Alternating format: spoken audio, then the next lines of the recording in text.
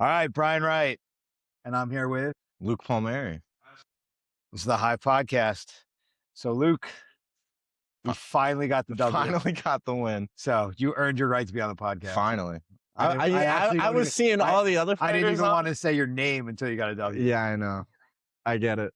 No, I was seeing all the that's other. not right. I was seeing all the other fighters on it. I was like, man, I got to win first. No, before I get on here. no. You had to get your moment. You had your moment. Yeah. No. And honestly, the thing was, when I say you had to get your moment, it wasn't even just the W. It was the moment, the one where it all started to make sense. Yeah. And training made sense. Most definitely. And the things that we do all kind of came together. Yeah.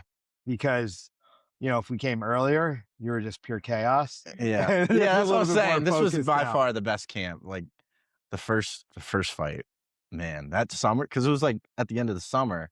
I was like 2 months leading up to it, freaking out the whole time. Yes, you were. Freaking out the whole time. Yes. Every practice, I wouldn't say a word. I would just be like sitting in the corner in my own thoughts, freaking out. Let's go back a little. So how long have you been here now? It's gotta be like 3 years now. Probably. 17, yeah, probably. Yeah. Because, you started off again, dropped off, and then you were able to drive. Oh, no, I was 17. I was able to drive. No, really? I think, yeah, no, I was 17. Okay. I had the buzz cut, though. Yeah, you did. You had the buzz cut. I was like 200. You were a little bit bigger than you are right now. I was like 205 Yeah, pounds. You looked like a football player, not a fighter. Yeah, I look crazy. Yeah. Yeah, that buzz cut had to go. So you've been here since you're 17. You started off recreationally training. Yeah. Had the idea of maybe we should start competing. One thing leads to another, and you get an MMA. You had your first MMA fight senior year, high school, before wrestling season of my senior year. It wasn't after graduation? No, I think it was before. Yeah, no, because I was wrestling. I was telling people I did an MMA fight. I did one jiu-jitsu tournament, the 17-year-old division. Man, and then we instantly went into an MMA fight. Which is crazy. And we went with full ground and pound and everything. Yeah, we went with everything. But yeah, you live, you learn. Yeah. But the thing is, you think about it, you started off so young. And you're still super young. You couldn't even get your own hotel room. I know. They were making fun of me. So you're 20 now. Yeah. But they were making fun of me, but it was good. Yeah, but you're 20 years old. You couldn't even get your own room. You need to have an actual adult with you. Yeah, I know. I had to call Destin. I had to wait in the lobby of the casino for like 40 minutes because they wouldn't let me go out. I had to wait for Destin to come, and then I could go. I feel like once we started to see potential, we kind of threw you to the wolves to see what would happen. Yeah. And for me, the value of the conversation and the experience is when you first got here, you had all the athletic ability, but you didn't know it. Like you felt like possibly I could be good, but you weren't believing. I also put a lot of pressure on myself too. So you really held yourself back. Yeah. And then you would do well, and then you would struggle, and then you would do well, and you would struggle. And then we started doing active competition. You were doing good in grappling. You had a couple moments where grappling got a little weird too. And then we did the MMA fights. Your first to do MMA fights didn't really go that well. Yeah. But I'll say that it was a little bit of the time of how things were in the gym, along with your immaturity. And then this last camp is when I feel like the gym really found its rhythm. You found your rhythm, and then you were able to really execute. It's been an interesting 3 years that way, because I think it was kind of like a wave of stuff. We were very busy. The focus was a little bit fractured. And then this camp, we were really just to do it. And we proved.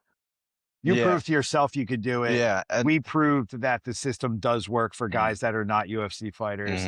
That's what I'm saying. You know, and it's just like, I kind of like, there's of course pressure going into the fight. Yeah. And like, you got to support, like make a good look for the gym. You got to do don't worry about that. Yeah. But like you put that pressure on yourself, like unconsciously a little bit.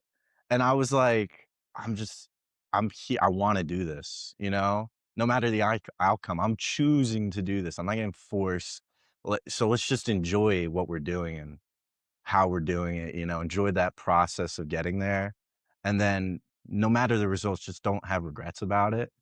Just do it, The thing that was really interesting was that we went to Henzo's in Midtown to get that cross training. And we had that one day where it was kind of a mediocre workout. I got beat up. Well, no, I'm not even gonna say that. It was just one of the workouts where you could walk out of there and you could say, "Okay, we had a good workout." Mhm. But I was looking at the pattern and I was seeing that you were doing in in a in a lesser fashion things you had done before that caused you problem, Mm, where you were quitting on certain things and you just weren't going for it to the degree you should have. mhm. And then we had a 15-minute conversation on the train. 15, But like 30 minute, but no, but whatever, mm, however long it took to get from Penn Station to Sea yeah, Caucus, we had a conversation yeah, about what happened. yeah, And I kind of challenged you on where you were coming from. yeah, And literally everything's been different since. yeah. Yeah, pretty much. Cause You came in that night and submitted the entire room yeah, I 5 know. times. And I wasn't it's kind of like I was thinking too much. Like, when we were at Henzo's, you're always trying to make decisions, like, get to Yes. positions to where you can make And decisions. that's the thing that's cool with Jamie is he Yeah. does run that room that Yeah, way. yeah, which I liked, but I was kinda overthinking it. Like, Yeah. you know what I kinda and then when I got here that night, I was just like, "Let's just flow and just be reactionary, trust my wrestling." I've been training wrestling for a lot of my life. I've been training jujitsu. I know what the moves are, just do the move. Don't think about what they're gonna do, just do what you're supposed to do. And that's what I did, and I was like, "Wow, that just worked." You have to do the work. Yeah. You have to be coachable. Mhm. You have to trust that process, but you have to trust yourself to be able to execute. Yeah. Yeah. And that's the difference. Mhm. Where before you questioned everything. Yeah. Is it enough? Yeah. Is in every way, is Mhm. the training enough? Is my lifestyle enough? Is my Mhm. mentality enough? You were always questioning, is it enough? And then Mhm. this is the fight where you were like, okay, I'm good. Yeah, it was that's what I'm saying, like, I was trying to tell Destin this because he's fighting tomorrow, and I was like, "It's just another guy. Yeah. He's just another guy who enjoys training and he wants to compete, you know? Don't overthink it. It's just another human being." And once I started thinking like that, it's just like, yeah, that's all it is. It's just another guy who trains as much as you. You train way harder, let's be honest. We're going hard, very hard in this room. Some other rooms, they go 1 hour, then they're done. And then like they tell their coach they want to compete and they compete. We go 3 hours, like 5 days a week, and we're going hard. And it's just like, just trust yourself, trust that process, you know? Yeah.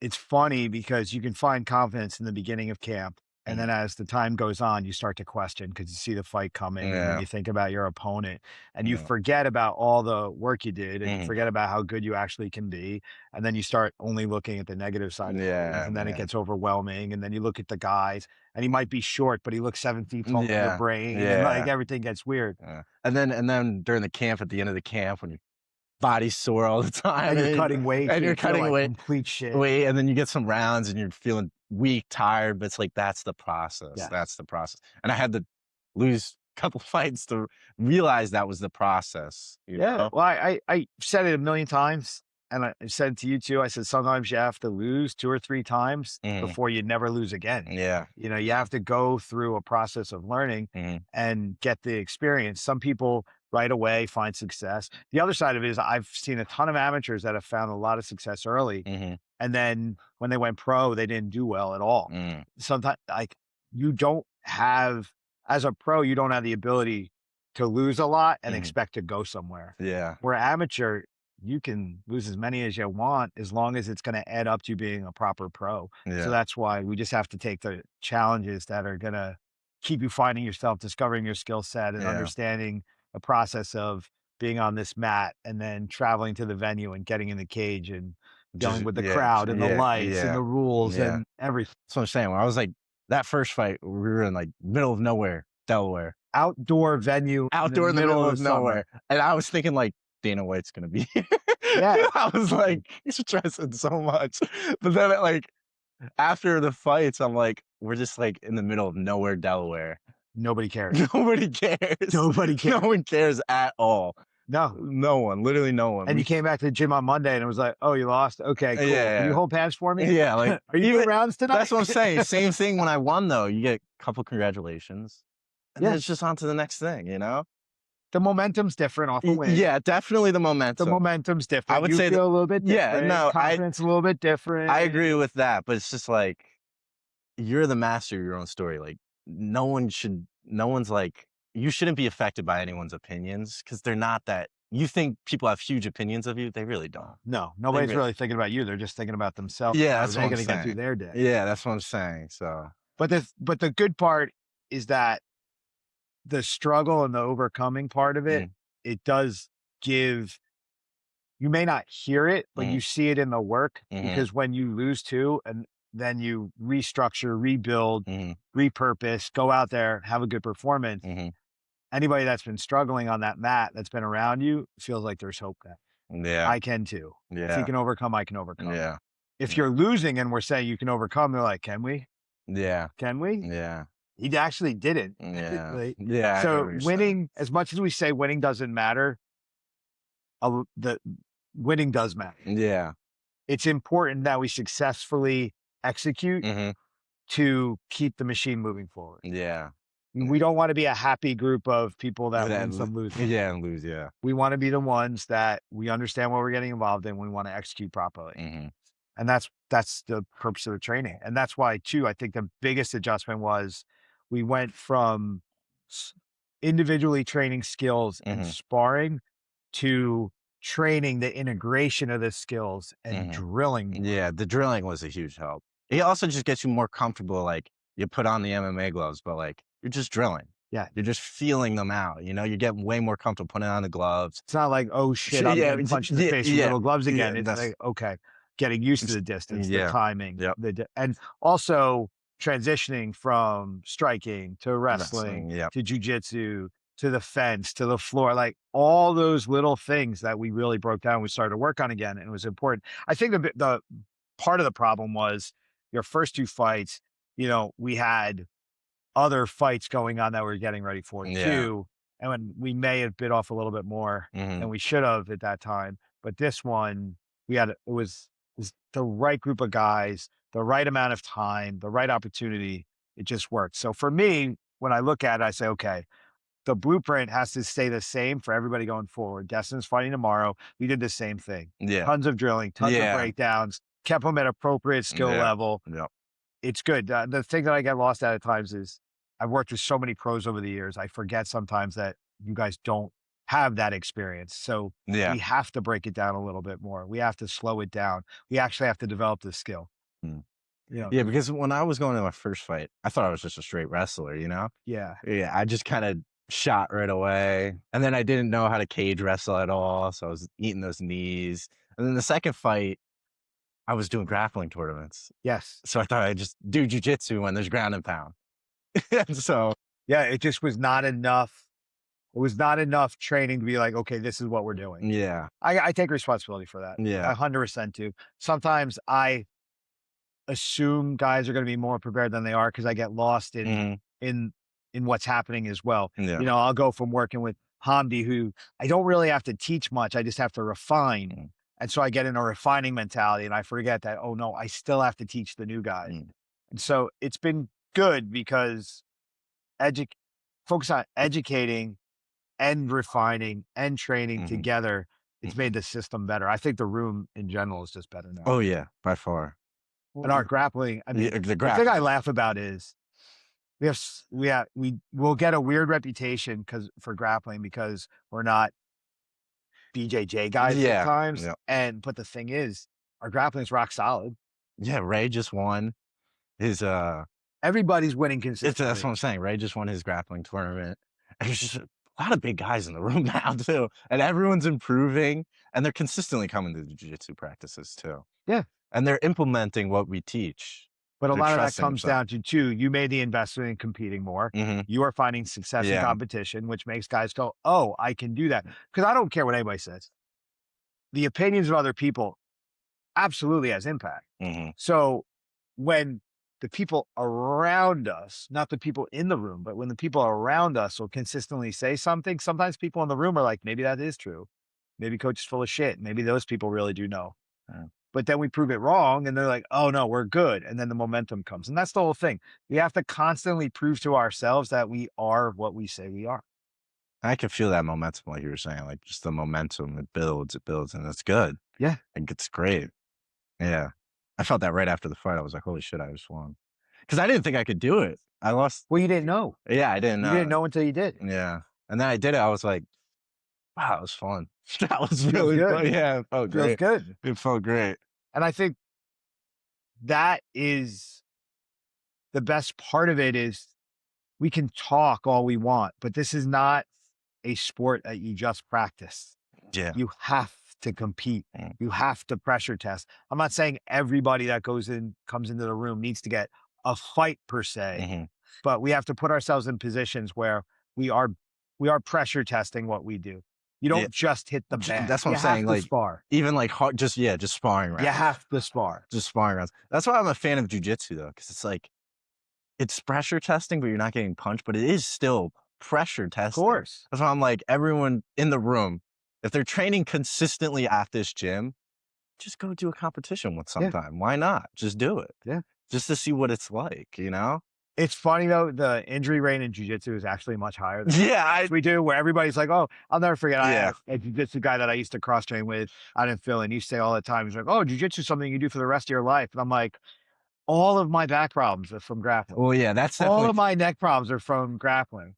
Like, See, because get it's out of here. it's way more dangerous. Because yeah, you break your arm and stuff, but I feel like it's easier on the mental for a lot of the guys because you're not getting 'Cause you're not getting punched in the punched in the face. face. When you're Exactly. taking damage in grappling, It's yeah, it's different. it's way You different. you can process it Yeah. differently. It's something you can kinda, like, disconnect from the outcome and analyze the Yeah, process, and then you can tap and you're not too, walking and away with a black eye that you yeah, gotta look at for 3 weeks going, "I shouldn't have mhm, done that." and then your girlfriend sees the black eye and you're like, "Damn." Now, my wife just sees me when I can't walk and yells at me. She's like, "What is wrong with you?" But whatever. But yeah, I mean, the it's funny because everybody thinks of jujitsu like, "Oh, it's a gentle art, you can do it forever, blah, blah, blah." Man, it is a grind of an art. I mean, it is a wear and tear of Well, an art. that's what I'm saying. Ryan Hall in the UFC, he has, like, 11 surgeries, and he's only really done jujitsu his whole life. Yeah. It's, like, the most damaging sport. Kickboxing, when done properly, you can do your whole That's life, what I'm and you can saying. because you Yeah. can play around with it differently, and people can go like, you're not carrying another Mm, person's weight. You're gonna get hit, mm, but you can change the pace and you can do it. mhm, You could mhm. always hit the bag. You can move and drill. You can light spar. You don't have to go hard. I mean, how many injuries have I caused with Yeah, just you're jujitsu? okay. With I don't just wanna jujitsu. jinx anything, but think about this. What's your injury rate been since you've found your flow? 0. Haven't injured anyone. And that's the thing. You were the guy that hurt everybody, and it's because there was you had this mental block where you were always trying to prove something, Mhm. and you didn't even realize you were trying to do it. You were powering through arm bars. Yeah, You were slamming guys where they didn't need to. yeah, Like, when you would see the opportunity to prove something, you took it, and you took it too far at times, but that's because 'cause you're young, you're inexperienced, and you hadn't found confidence mm. yet. But it's amazing when you find confidence, how little need you actually have to smash somebody. Yeah. The smashing's done during the fight day. Yeah, That's when the but you know you smashing's done. can, so you don't have anything to prove. That's when yeah, You're not trying to figure exactly. out, "Can I? Can I?" You're not trying to sneak it in between sparring rounds. You Mhm. know now, Yeah, "I can do it." So you don't have to prove it. You just know, and now you yeah, just refine it and get better at it. yeah.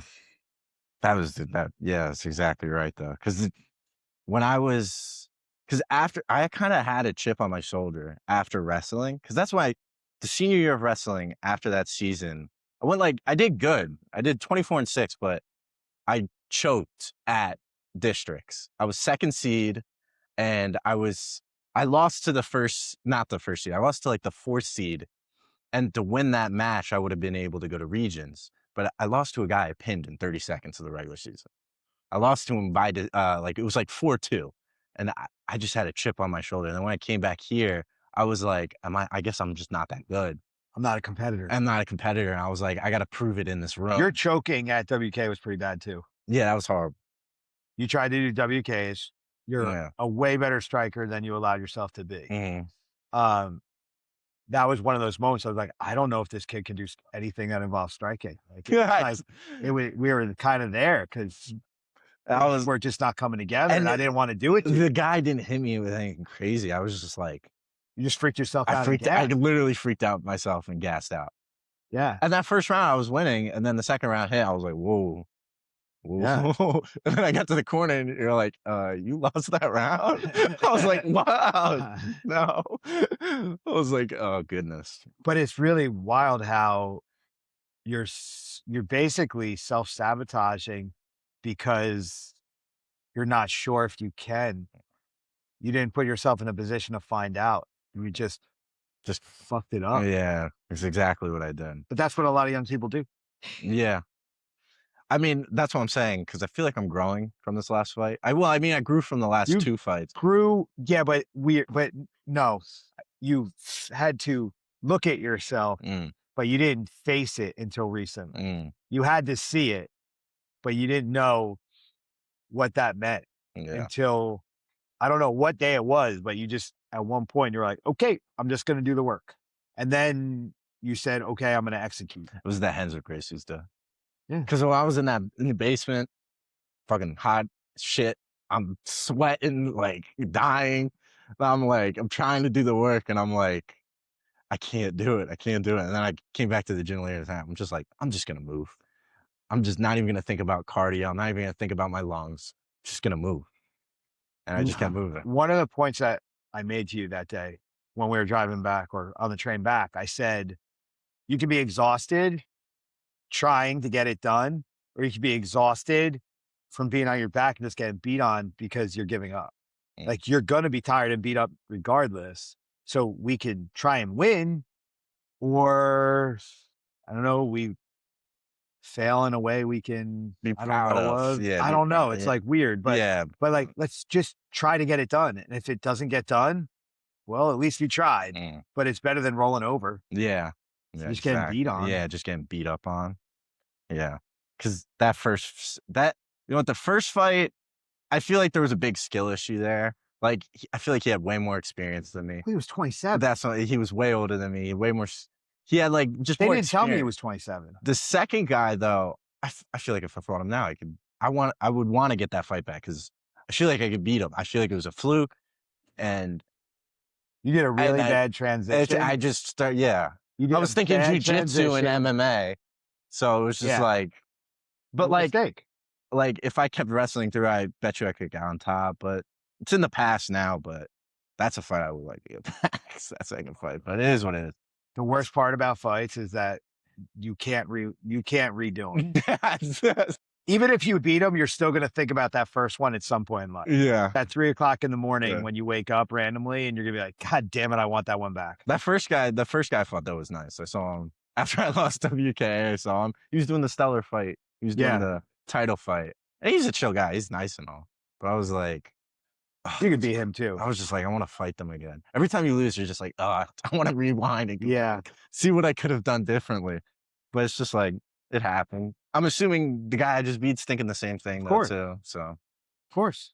yeah, I mean, that's the hard reality of fighting. It's one of the worst parts about it and one of the best parts about it.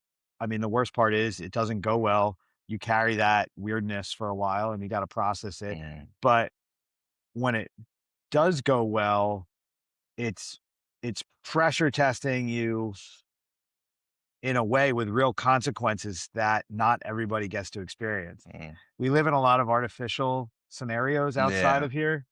We can talk our way around stuff. yeah, bullshit. Yeah, we can bullshit our way through, but you can't bullshit your way through once that door closes. Yeah, it's as real as it gets. That's what I'm saying. And you really have to understand who you are when you take that on, or else you're gonna have really negative ramifications. Yeah, that's what I'm saying. 'Cause I came through that door overthinking those first 2 fights. Yeah. You know, I came in there overthinking, blah blah blah. But then the third fight I came in, I was just like, let's just fight. Just fight. That's what it is. Just fight.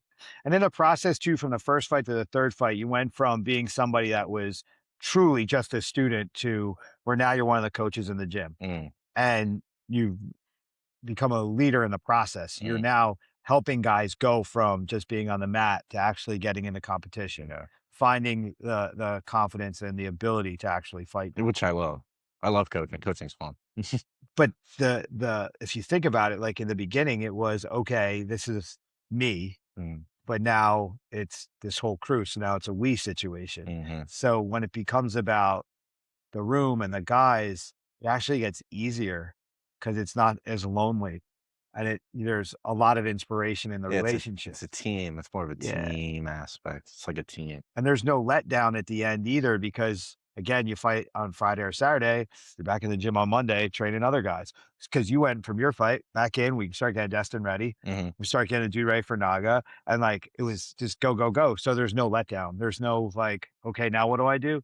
So I go back to the gym and I get to Yeah, work you and I just get to focus on the work. next guy. That's what I'm saying, but it was funny though, like, before the fight, I was like, "Yeah, I'm gonna take, like, a week off from the gym, relax. I'm gonna relax for a week."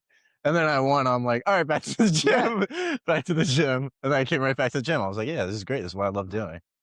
But it's the flow now. Yeah, and Like it's that's it's what you just do. it's just like your mind just it becomes a habit.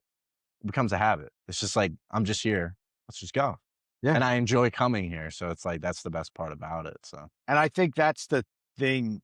The people that like, I'm not saying you have to be obsessive about it, but you have to be all in with it.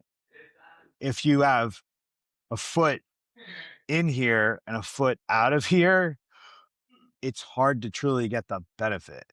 Like when you're here, both feet need to be here. You need to be here. You need to invest in those minutes and hours that you're here so that you get the full experience, so that you're allowing yourself to trust something. I I find that one of the big problems is that when people give their trust up to something, they feel weak or exposed yeah.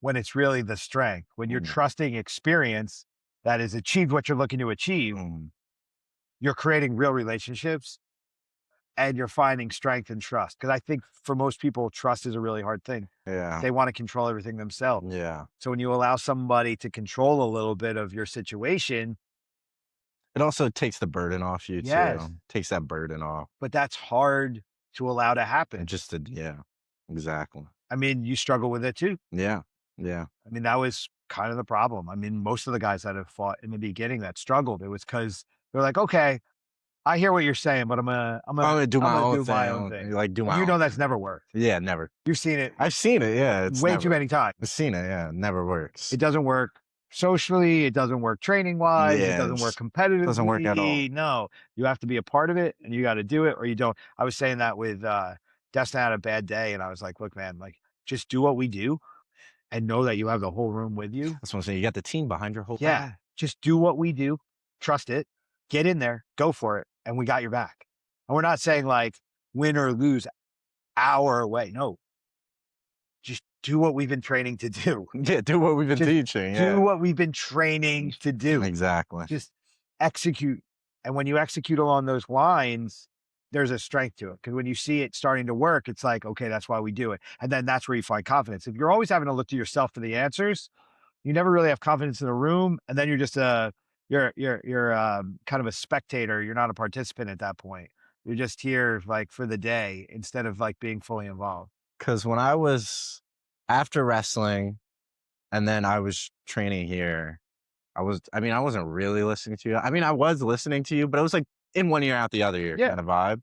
And then then I would start hurting people and I wouldn't feel confident though when I was doing that. You know what I mean? I would just be doing it and then I would just be like on to the next person thinking I would have confidence. But it was like fake confidence a little Yes. bit. It's they call imposter syndrome. You Yeah, have a mask on. exactly. I had like a mask on. And then I don't know, it was the Henzo Gracie's gym, but this camp, I just felt actual confidence, you know? Like, even even if I was getting taken down and getting, like, destroyed in the cage, I felt like I was always in the process of, "I can do something here." I wasn't thinking like, "Oh my god, my ego shattered. I got taken down." That's what would happen Yeah. before, though. I was, like, getting taken down, I was just like, "Oh, how'd I get taken down?" I used to train a guy that was a pro MMA fighter, and he was a very good striker. And when people would punch him, you would see this look on his face where he'd be almost mad that they hit him. It's like, but I'm the striker.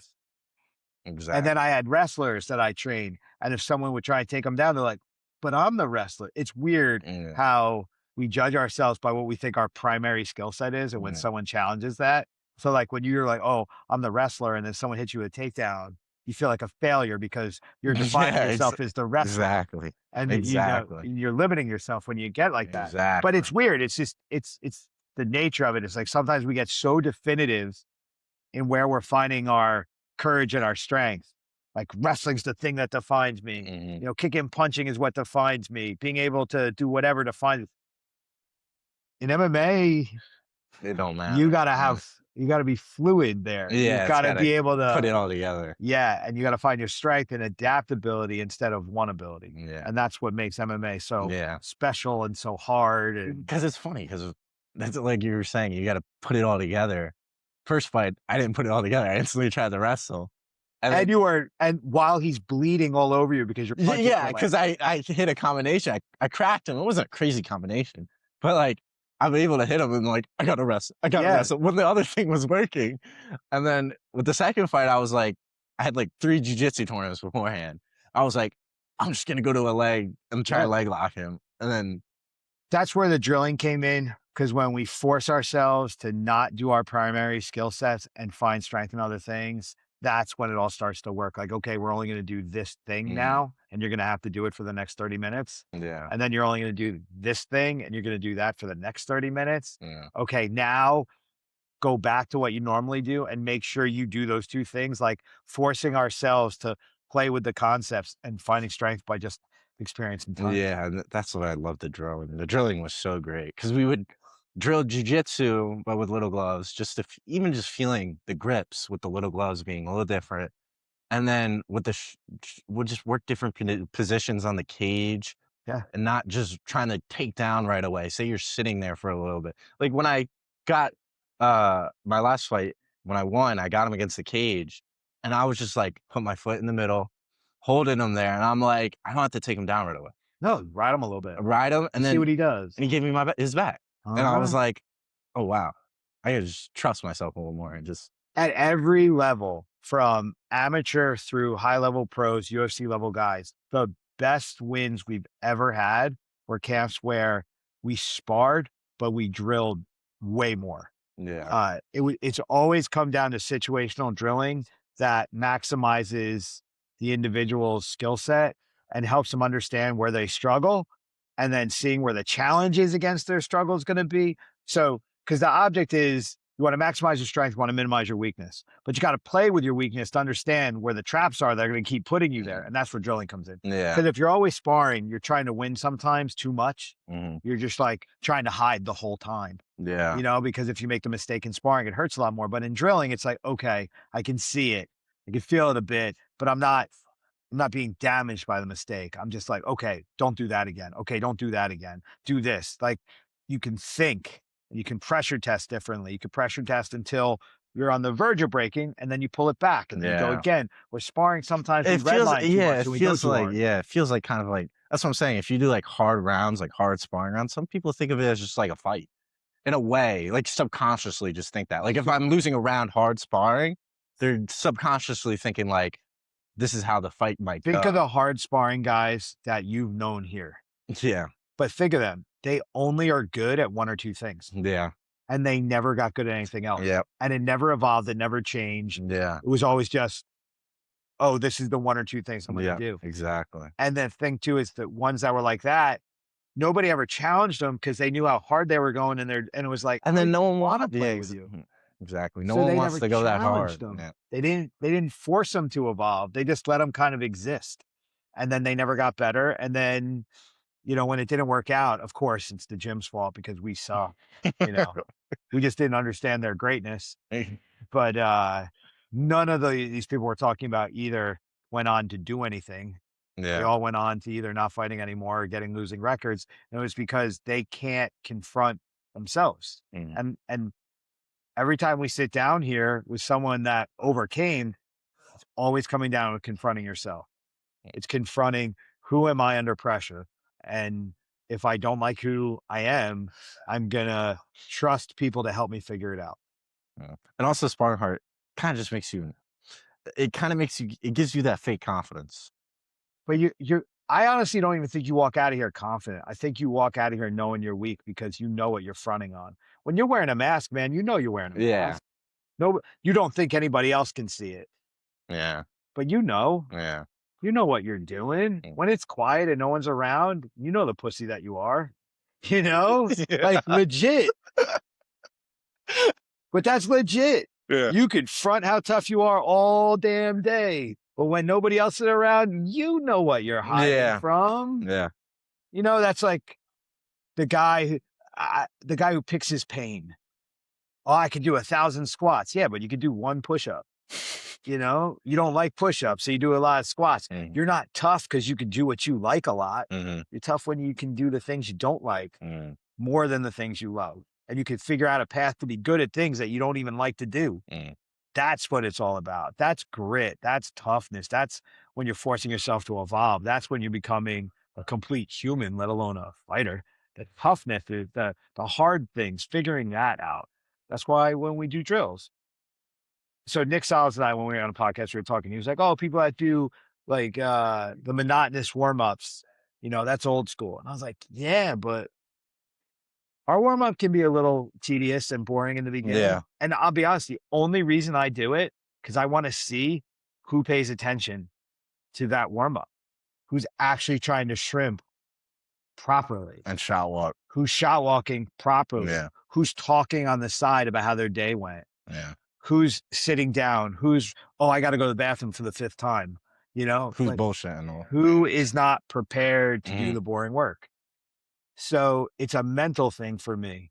And when I see the person that's conscientious about the boring stuff, I'm like, okay, you have the ability to be successful.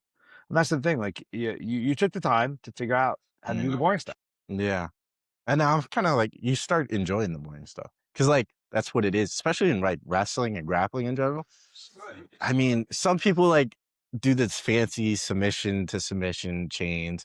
That's not how what works. No, That's not what works. it's the It's the boring, boring heavy yeah, it's pressure, simple. It's the simple. shit, Yeah. exactly. Like, you even watch, like, Gordon Ryan, they're not doing flashy submissions, they're just Gordon Ryan sitting on top of you, whispering in your ear, we're exactly, gonna break and I'm gonna finish you. exactly, it's just the simple shit. Yeah. It's nothing crazy. And that's discipline. Yeah, That just takes discipline. yeah. Even when we were sparring the other night and we were working on pulling guys, a lot of the guys were like, they would get nervous after things not happening because they didn't have the discipline to stay the course. They're like, oh, I have to try and do something. And then they would try and crash and it wouldn't go well.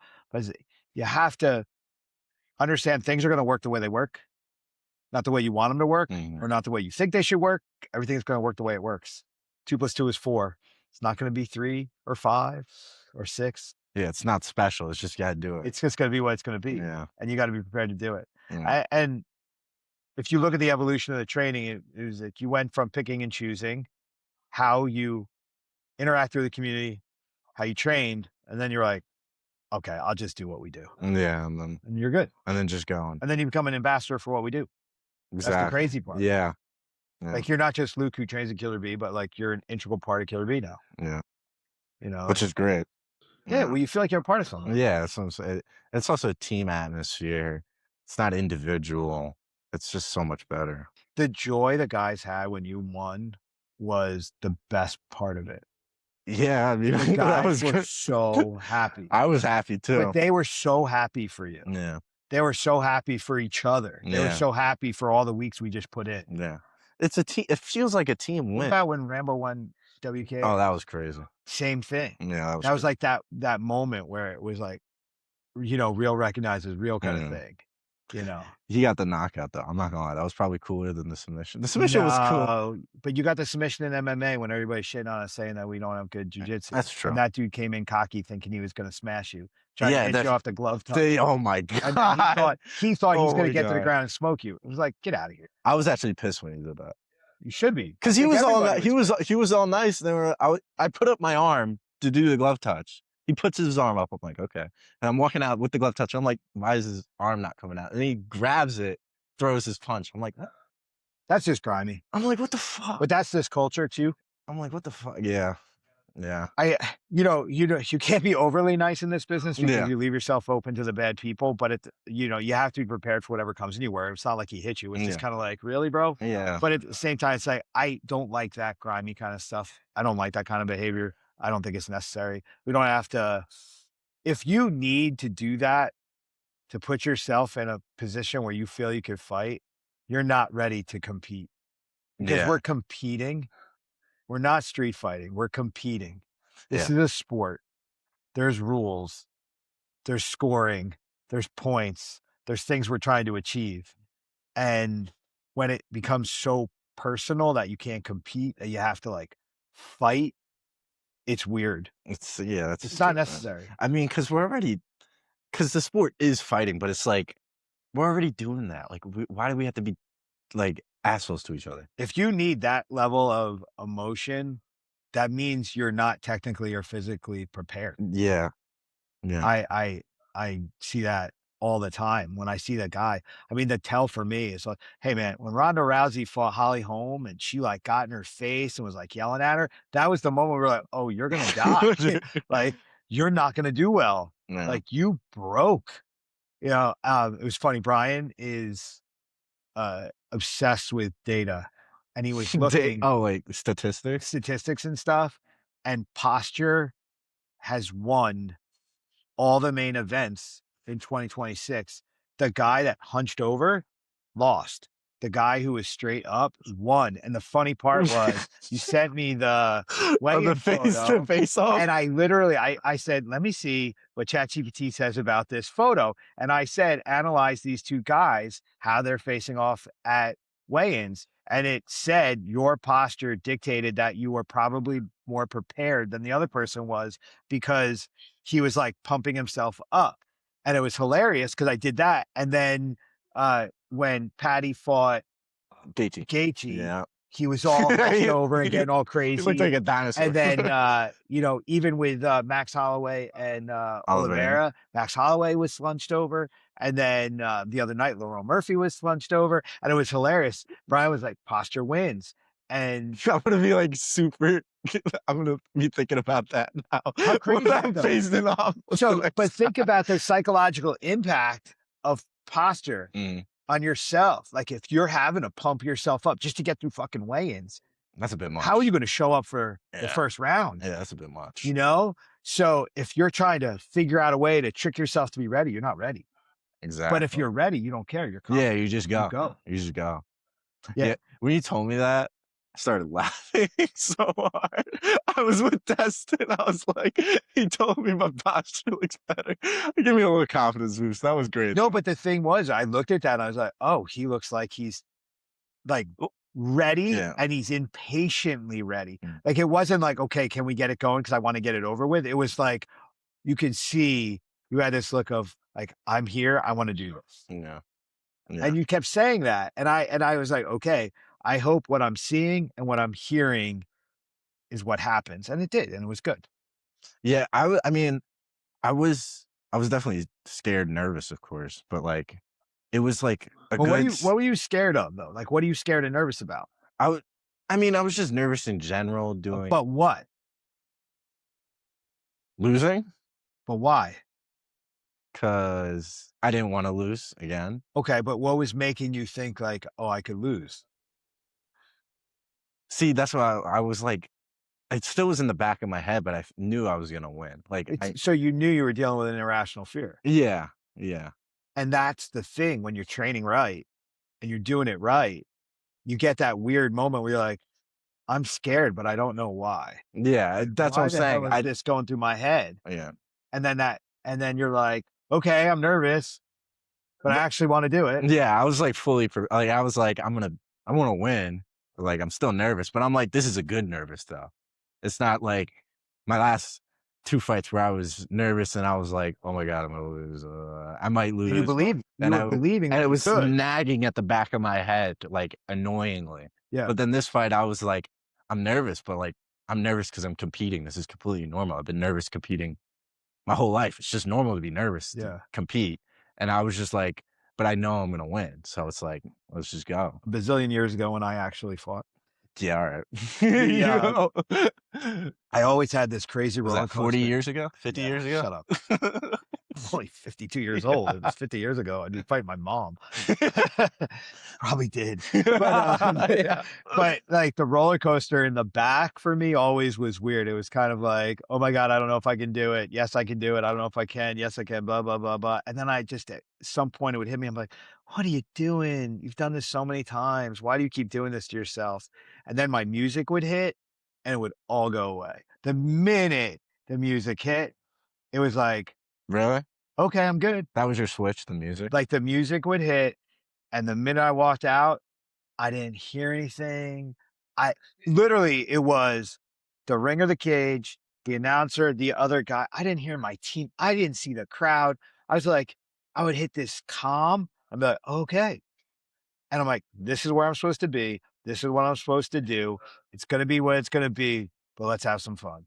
And it Mm, was this crazy shift mm, from my first fight to my last fight. It was always that way. When they called my name or my music hit, I would just hit this place where like, all right, because I used to train so damn hard that it just conditioned myself so that when it was time to let the work out. mm. Like, let's go. And Yeah, all the other stuff was just trash.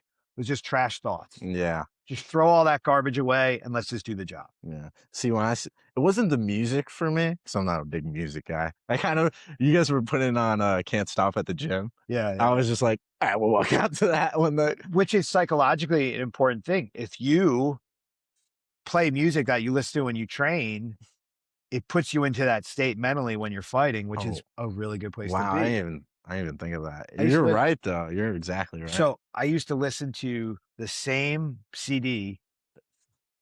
I had a But CD, not Spotify? no No Spotify. Spotify, though? This is Pre-iPhone? pre-streaming. I never Pre-i had an iPhone, but, I used to make a CD that was an hour. It's a 60-minute CD, and I would listen to it every sparring session for the entire camp, and then I would start it in the back while warming up so that by the time I was going out, the last song was my walkout song. Really? So I was locked in, locked in, locked in. You were yeah, I wow. conditioned myself You literally conditioned your mind. 100%. Wow. I had tons of things that I had to trigger myself to respond a particular way because the fear and the nerves are real, and I had to actually address it with real practice. So the mental side of it was just as important to the physical side for me Mm, because I was a mental patient in the beginning. Like I used to have to make myself get angry. I used to have to hate my opponent. There were fights, literally, I wouldn't fight until I convinced myself that the other guy did a cheap shot. really? Yeah, like I had all these weird little ticks when I was young. I mean, I started fighting at 18. So, I mean, I'm in the same boat. I'm Yeah, like 18, 19, 20, not a lot of direction, trying to yeah. figure this out.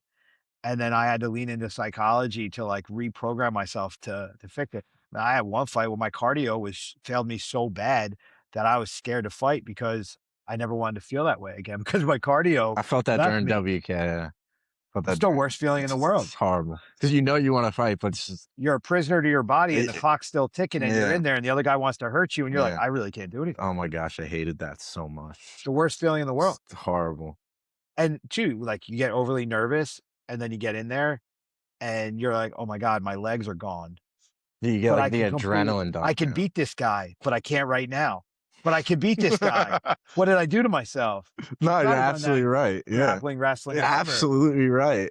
I I already beat the guy that for wrestling, I already pinned him in, like, 40 seconds, and then I lost to him. I'm like, "What the hell?" I'm Yeah, like, "I already won. I already beat him before. How do I lose now?" because you lost control Mm, of things that with better training you could have had control over. yeah, You left your mental game to chance. yeah, It happens. It happens to the best of them. mhm, Guys come out flat because they left their legs in the back room being nervous, yeah.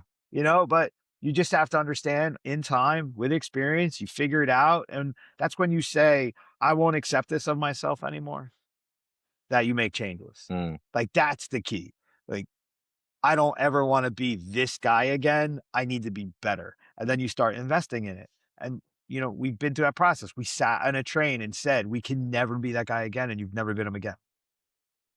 Let's hope. No, no, I'm sure. I mean, yeah, yeah, you're right.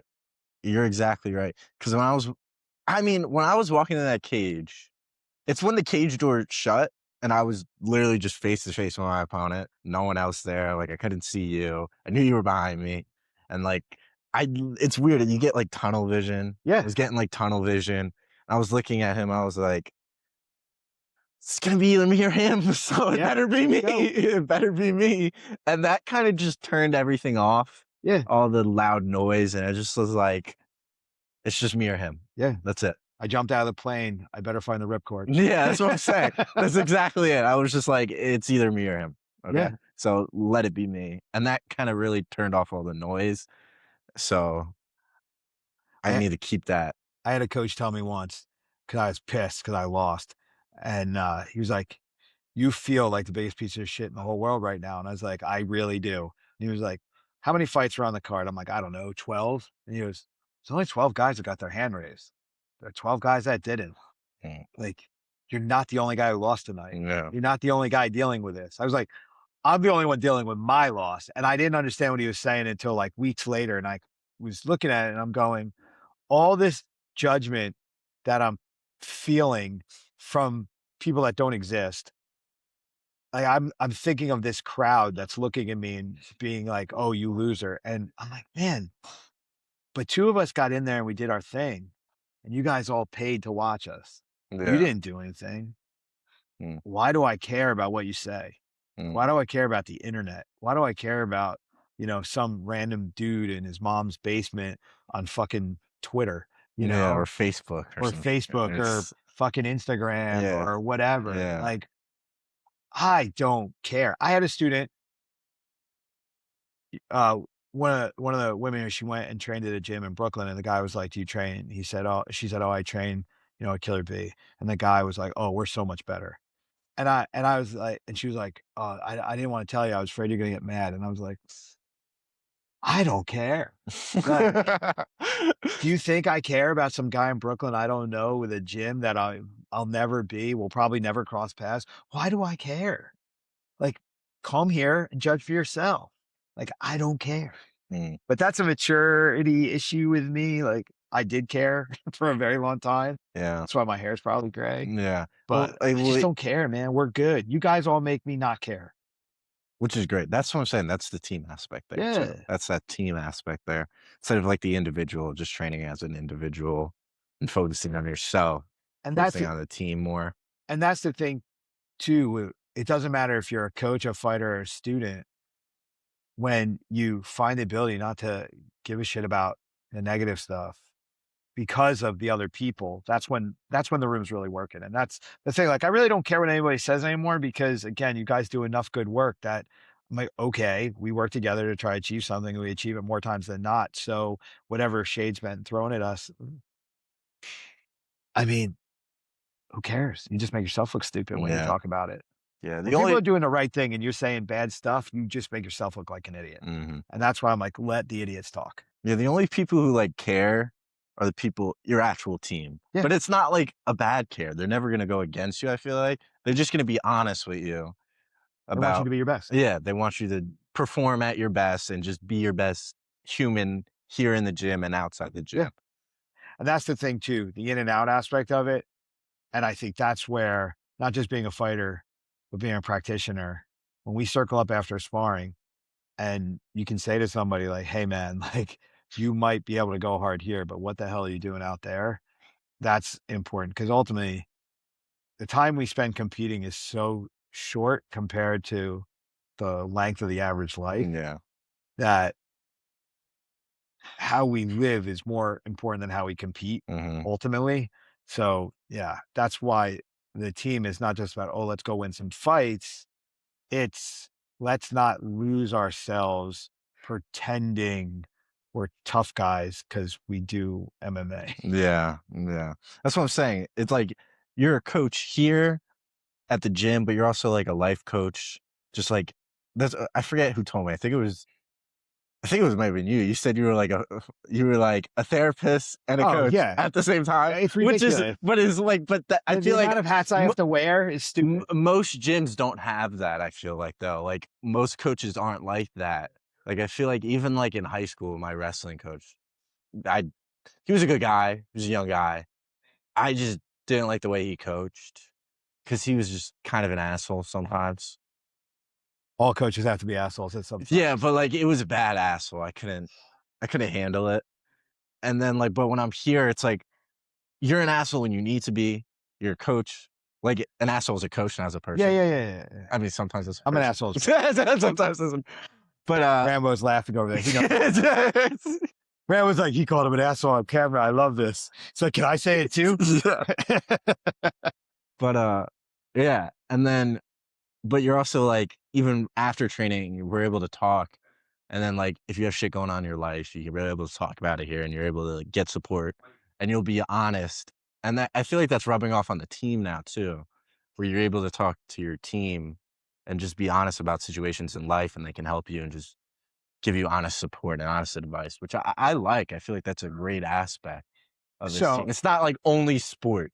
There's more to it, which I I enjoy. I had an era where we had a lot of success, but the people that I found that success with have struggled in life since. Mm, And that was something I was always scratching my head because I always wanted to achieve the things that we're achieving now personally and competitively, but I wasn't able to do it then. And I really had to look at why.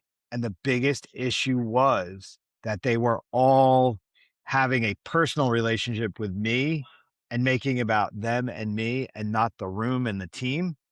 Where so it was like, "I need this. This is what I need," instead of being like, "What do we need to do?"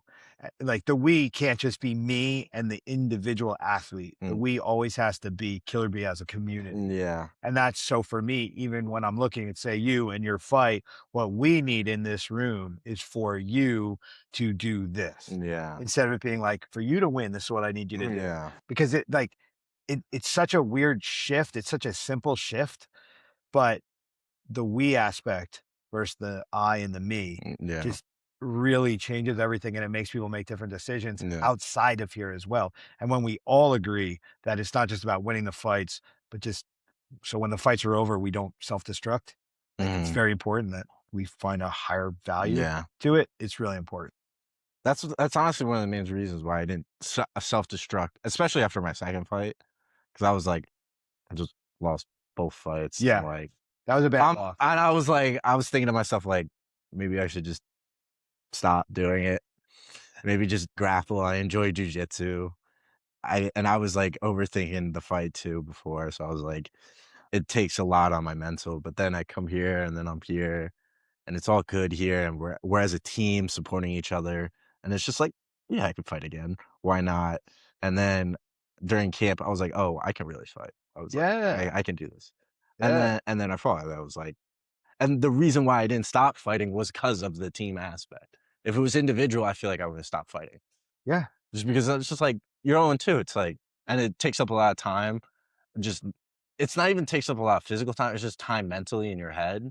And then but then once you can lay that out with your team and put it on not put it on other individuals, but just take more baggage off you, it's just a great feeling. The funny thing that's like the hardest part about it is like, so you go 0-2, and then you go 0-3, Yeah. and then maybe you lose a grappling tournament, or like you feel like losses piling up. It's hard to listen. It's hard Mhm. because now you have to make a choice. You have to fully listen and you got to let go of what just happened and you got to go all in on it. Or you get into that weird headspace where you're like, well, maybe it wasn't my fault. Maybe it's just not the right sitch. Maybe I'm not built for this, or maybe the room's not right for me. And then it starts to spiral and get out of control. But when the reality every single time is, I wasn't fully committed to what I was doing. I wasn't listening to all the different aspects of what we're doing. I wasn't taking the pressure off. I wasn't embracing all the different parts of training. I wasn't doing the conditioning and the nutrition and everything. Like your wake up for last fight was different than the first two Oh too. my goodness. 'Cause it was Oh my like goodness, but huge you difference. had that moment where you're like, "Okay, I'm sick of losing, so maybe I'll just listen to what coach says and I'll Yeah. do this." Yeah. That's first weight cut for my first fight. Horrible. It was bad, but then the rehydration was bad too, because I was like, But your body wasn't because prepared for what you did to it. exactly, and then when I did the rehydration, like, I don't even think I drank the whole rehydration drink. Like, I drank most of it, but then I was like, "I'm fine now." I put on, like, maybe, like, 5 pounds. But again, that's that mental disconnect where you're still trying to make your own decisions within a system. Yeah. But that's what amateur's about. Mhm, That's what being young's about. mhm, You make mistakes, you learn from them, you move mhm, on. mhm, And now less guys in the room will make that mistake because you're able to sit here and tell that story. mhm, So the guy with a fight coming up who's looking at his gallon going, I don't need all of it. He's going to go, oh, Luke said he lost his second fight because he didn't finish it. You know what I'm saying? Yeah. This is the evolution of the process. This is Yeah. the momentum we're talking about. This is the leadership that naturally develops in the room through experience. This is what this system is designed for. We have to stay together on that and keep handing off the lessons. It's not like, oh, I hide from the mistake I made. It's like, oh no, I fucked that up. Yeah, this is what, yeah. Can you please not fuck up the way I did? You go fuck up a different way. And then you'll teach the next guy how to not do that. Yeah. And that's just life and community and teamwork. I was kind of doing that with WKA when Nico fought WKA. And I was sparring with him a lot. And I was just like, yo, just like go out there. I was trying to tell him like what I was doing for my last fight, so it was fucking up exactly that. And then he went out there, he fought like hard, like no regret. Dogged.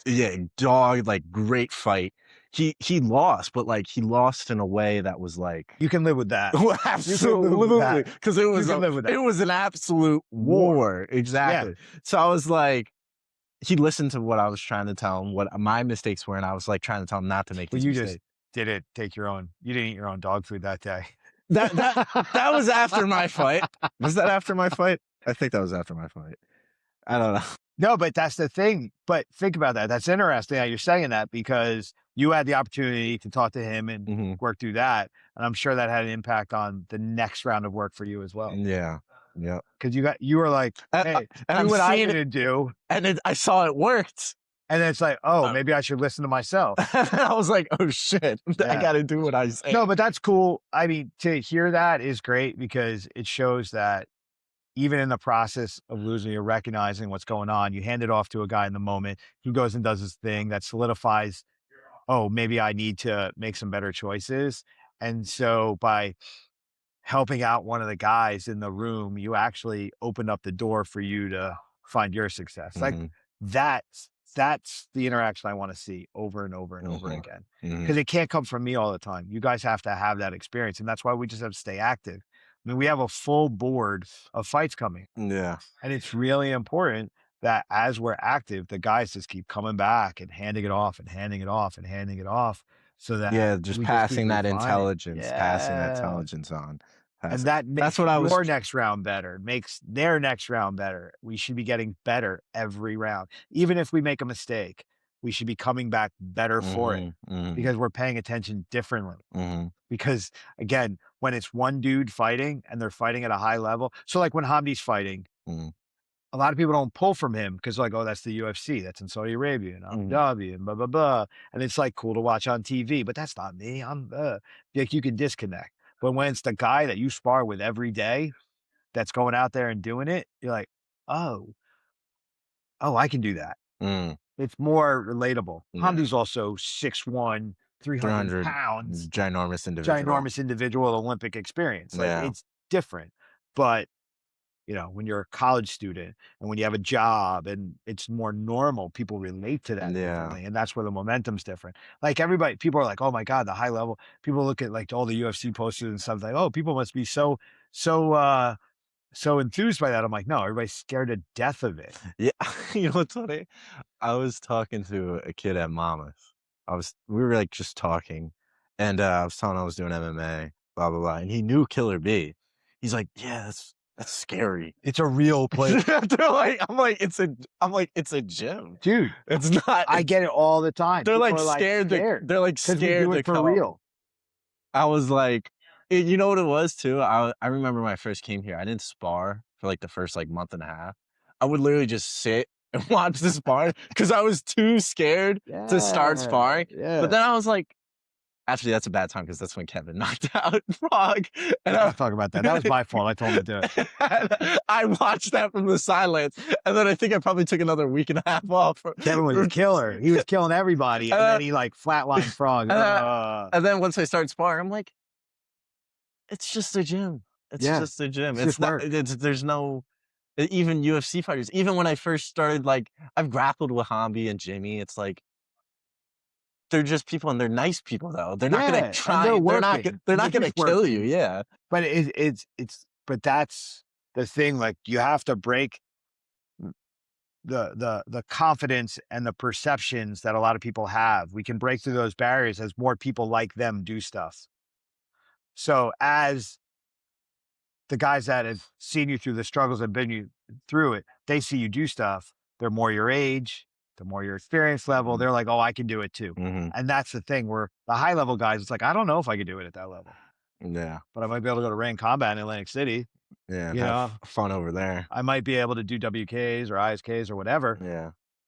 And that's the thing. We just have to keep just constantly showing people what's possible Mhm. through our stuff. And that's why I point out occasionally everyone's looking at everyone else for motivation to do the right thing or the wrong thing. Mhm. So you can motivate people to take on challenges, do the right thing, or you can be that guy that gives them the excuse to do all the things we've been talking about we don't want to do. Yeah.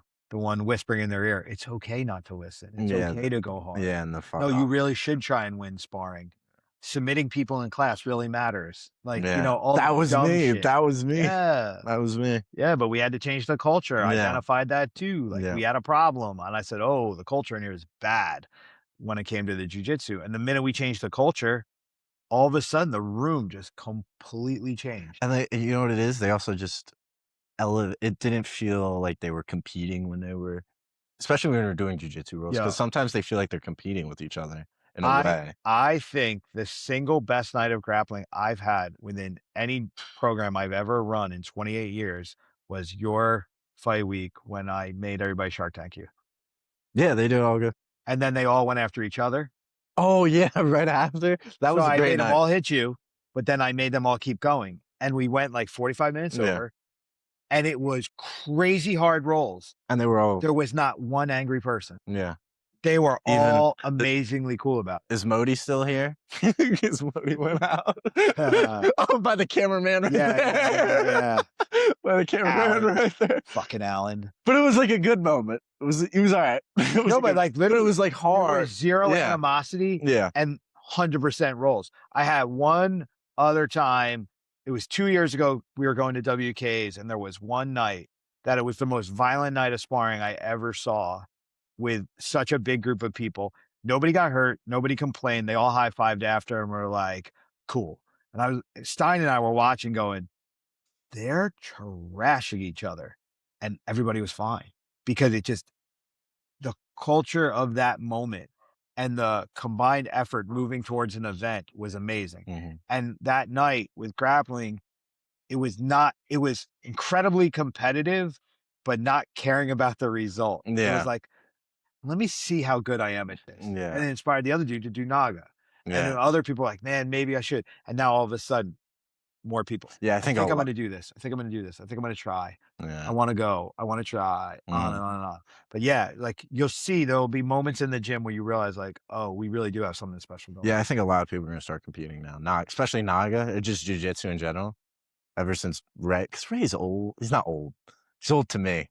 'Cause he's Well, like, he's mid-30s. yeah, and he competed, and now I just think a lot more people are gonna think about Yo, competing now. look at what he sent you. He went out there and I don't know if you know, like, I'm not going to say what's going on, but Mm, he's been going through it. yeah, His life is a little rough right now. His personal life, he's been yeah, going through it a little bit. mhm, And he went out there and he was down. He had 30 seconds left and he's down a point, mhm, takes the guy down, scores 2 points and wins. yeah, And he was like, "Oh my God, yeah, I yeah. can I can I can do it. do it." I And can it wasn't do it. even like, "Oh, I can do it." Like Mm, he could have gone out and smoked the guy. "Oh, I can do it." But it mm, was like, I could have like no time left and mm, I can figure out a way to win. yeah. That's some different That was. energy. I remember he sent me the video of that, and I was like, "Wow, this is just great. That's just Yeah. great." He just trusted himself, and he did it. That was And great. you know you're a part of it. Yeah, that's And what I'm so it's like, saying. wow, Yeah, this guy who's more than 10 years older than you yeah, is like, yo, and it's I did that because of what you showed me. yeah, that's exactly what he said. He's Yeah. like, "Thank you for coaching me and everything." I was like, "Wow." I was like, "That's a great feeling. Yeah. That's a great feeling." Yeah. And and one of the last things I'll touch upon before we get off this is just that. So what keeps me coming back over and over and over I always laugh. I always say that the gym is like that Matthew McConaughey line from Dazed and Confused when they say to him, "Why do you keep going to the high school parties?" And he goes, "'Cause I keep getting older, but the girls all stay the same." So, But, like, I keep getting older, but it's the same 18 to 24-year-olds that are daring to take sounds on the like world. But it's like jujitsu gyms now. but it's the same 18 well, we don't do that here. We really don't do that. We But really there's the same 18 to 24-year-olds coming through the door over and over and over again, and it's like, I get older, and the problems are always the same, but seeing each crop come through of people facing it, doing something with it, finding success, and then moving on and finding success and other things in life from it, that's what keeps me coming back. Mhm. So you're excited to teach class on Monday when the Mhm. guy hits you on Saturday and goes, "Yo, that was because of what you showed me." It's Yeah. like, who else can I show? Yeah. But then the other side of it Yep. is oh, it does work. Yeah. Not just for me, it just works. For the room, It yeah. works. Just in general, yeah. Yeah. Yeah. And now you find more confidence in executing Mhm. because we're all defining together like these principles are sound. They're not made for the guy on the poster. Mhm. They're made for me. Mhm. They're made for all of us Yeah. and they work. And that's why pressure testing and battle testing and working together and communicating about it. We had the one dude who was really funny. One dude is a baseball coach. Oh, yeah, I know who you're talking He about. said that one night when we circled up, he goes, I don't know if anybody else feels this way, but I'm really struggling in the pocket in sparring. I looked at him, I'm like, I don't know if there's anybody in here that's comfortable in the pocket. It's Like, scary. it's scary as hell in the pocket. Like, I don't want to be in the pocket with anybody. Like, get Yeah, out of here. What? yeah. Oh, let's get really close where I can get It's punched in the face where we really both hard. Okay. Yeah.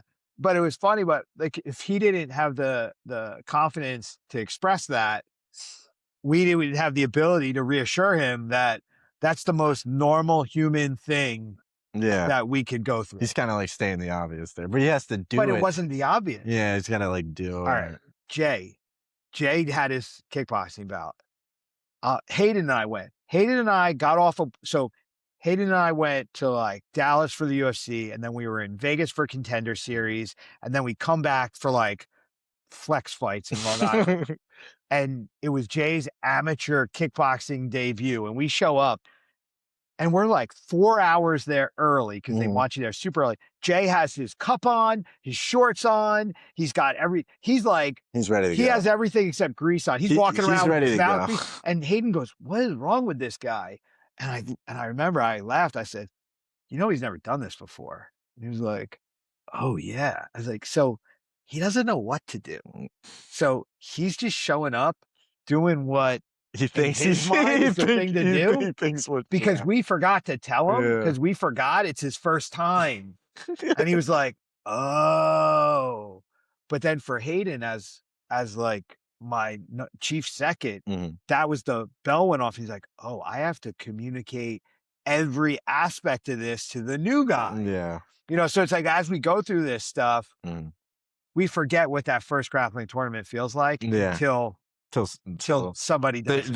the new guy does it The new for guy does it and it brings us back. yeah. And that's what makes your next fight so much easier. That's what Mhm. makes sparring so much easier. It's all these moments where people remind us what we used to feel like, and we can see the distance that we have now from when we were like that to where we Yeah, are. it's kinda funny thinking It's about it perspective. too. It's, like, funny thinking about it too, because I was, like, super scared coming into a MMA gym.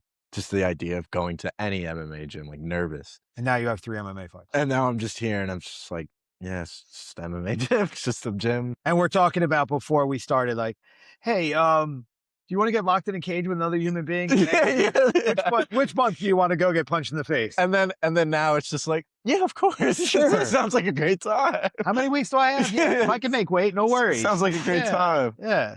And that's the crazy part where this, like, thing that you might sit in the parking lot shaking before you come in for the first time is something you literally look forward to doing every day. Yeah.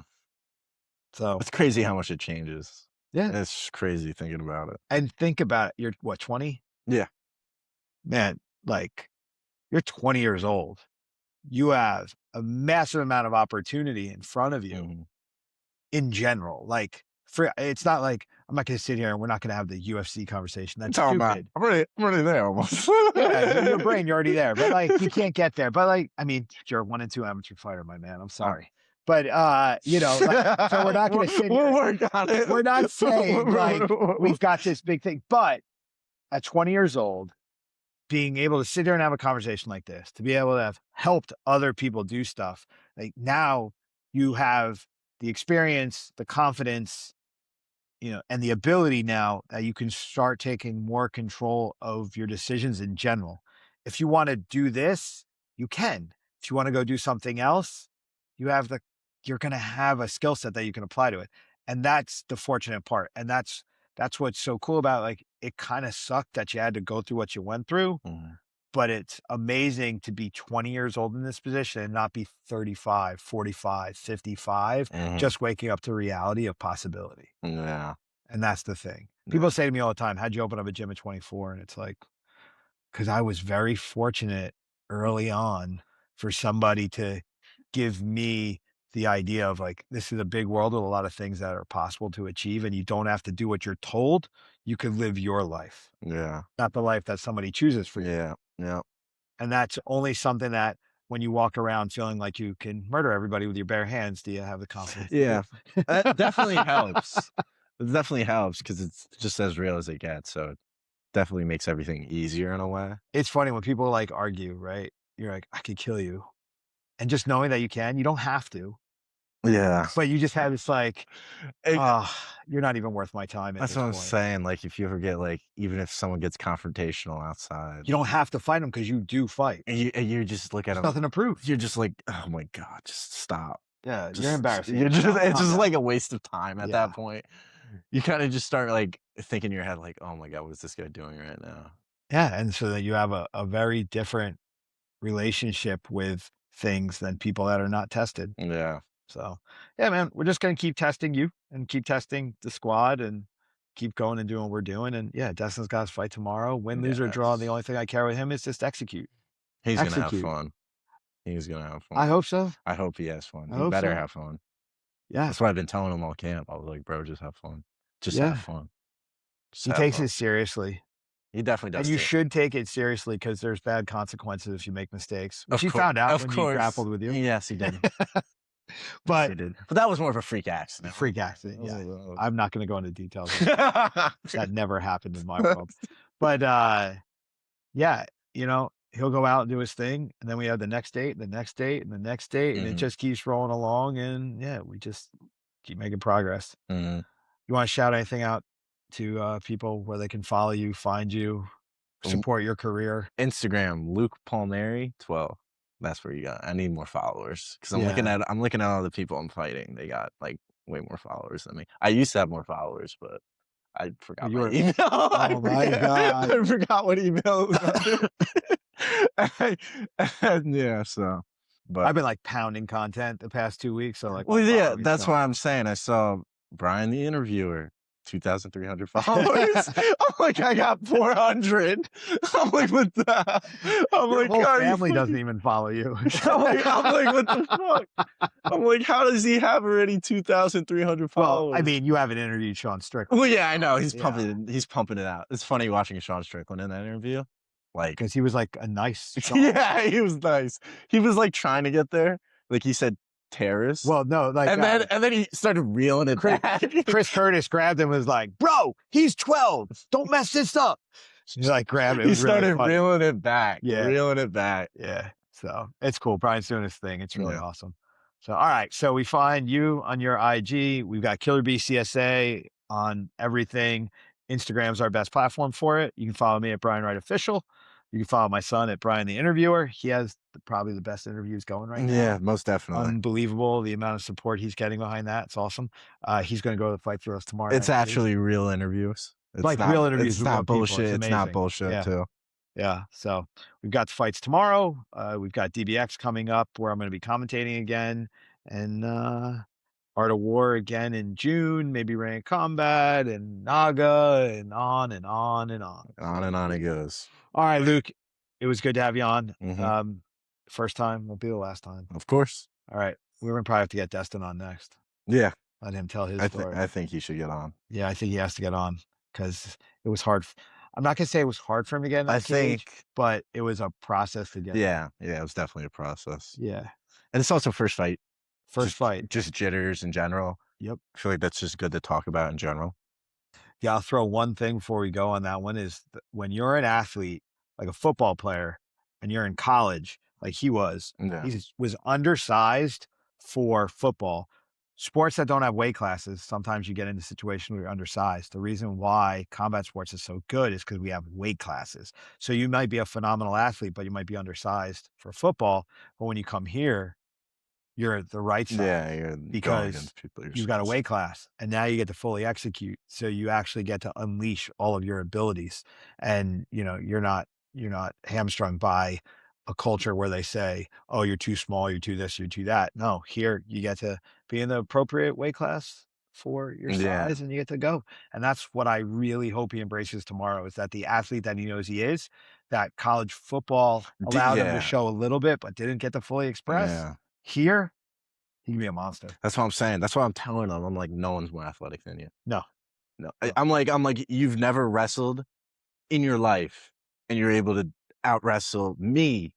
And Right. I've been wrestling since I was in middle school. Yeah, Do you understand? I'm like trying to explain it to him. I've been grappling a lot of my life. yeah. And He's an athlete. you're just out athleting me Yeah. half the time. I'm like, this is No, insane. It's insane. You have to just go remember do it that. You just have to remember that. and do it. Yeah, and just do it.